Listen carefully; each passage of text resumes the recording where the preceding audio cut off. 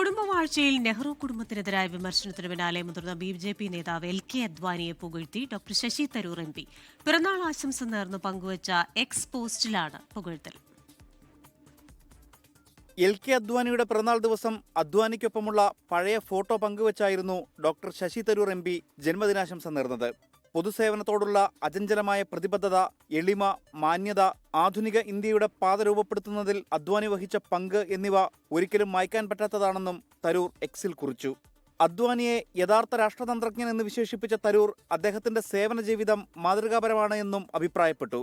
തരൂരിന്റെ പോസ്റ്റിനെ വിമർശിച്ച് സുപ്രീം കോടതിയിലെ മുതിർന്ന അഭിഭാഷകൻ സഞ്ജയ് ഹെഗ്ഡെ രംഗത്ത് വന്നിരുന്നു.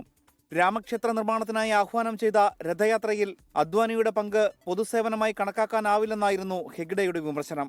ഈ രാജ്യത്ത് വെറുപ്പിന്റെ വ്യാളി വിത്തുകൾ പാകുന്നത് പൊതുസേവനമല്ലെന്നും മറുപടി നൽകി.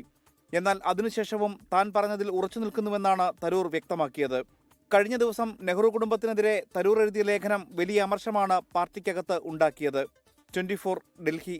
ലോകത്തെവിടെയായാലും ഏത് സമയത്തും 24 വാർത്തകളും ഓഗ്മെന്റഡ് റിയാലിറ്റി പാക്കേജുകളും എക്സ്പ്ലെയിനറുകളും വിശദമായി കാണാൻ ഞങ്ങളുടെ യൂട്യൂബ് ചാനൽ നിങ്ങൾക്ക് സബ്സ്ക്രൈബ് ചെയ്യാം.